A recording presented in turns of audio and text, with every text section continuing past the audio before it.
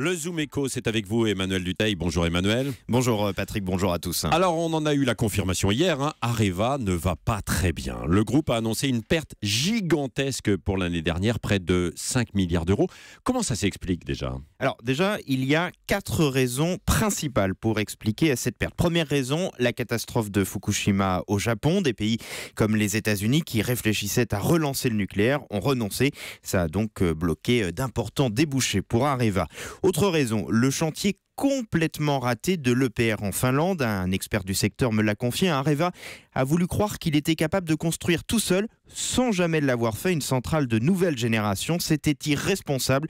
On en voit les conséquences. C'est un gouffre aujourd'hui pour l'entreprise. On peut citer aussi la chute des prix du pétrole et de l'énergie en général qui rend moins compétitive l'énergie nucléaire. Enfin, le dossier Uramine sous l'ère là aussi d'Anne Lauvergeon. Le groupe avait décidé d'acheter ces mines canadiennes d'uranium payées au prix fort. Ces mines ont été un véritable désastre. Oui, alors on le voit donc, c'est une véritable chute. Mais comment maintenant le groupe peut essayer de se relever ? Alors déjà, il ne faut pas se tromper. La nouvelle direction fait avant tout un grand ménage dans les comptes. Avec ces annonces, c'est une sorte quand même d'opération. Ça explique également ça. C'est une sorte vraiment d'opération vérité. Mais bon, la cure va être drastique. Le groupe va être réorganisé. Il pourrait y avoir des cessions d'actifs. Il pourrait y avoir aussi des conséquences sociales. Mais ce ne sera sûrement pas suffisant. EDF risque d'être appelé à la rescousse. Ça tombe bien.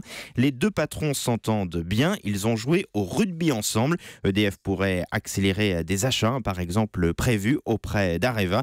Il pourrait peut-être aussi rapprocher certaines divisions. Mais l'État, qui détient 87% d'Areva, pourrait aussi devoir mettre de l'argent dans l'entreprise pour lui donner un petit peu d'air. Et est-ce que ça va être suffisant pour relancer donc Areva ? Ça va être compliqué parce que ce qui manque à Areva en ce moment, c'est avant tout des clients et puis surtout réussir à finir enfin son EPR en Finlande. Ces deux points sont très loin d'être réglés.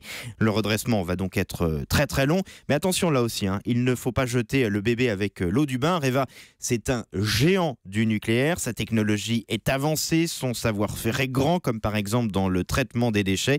Du coup, ce coup de ménage peut aussi peut-être être une sorte d'avantage. Il va peut-être enfin permettre de créer en France un véritable champion du nucléaire. Ce sera une autre forme d'unité nationale. On pourra en revanche espérer que celle-ci dure dans l'intérêt de toute la filière nucléaire française. Le Zoom Echo chaque matin de cette semaine avec Emmanuel Dutheil.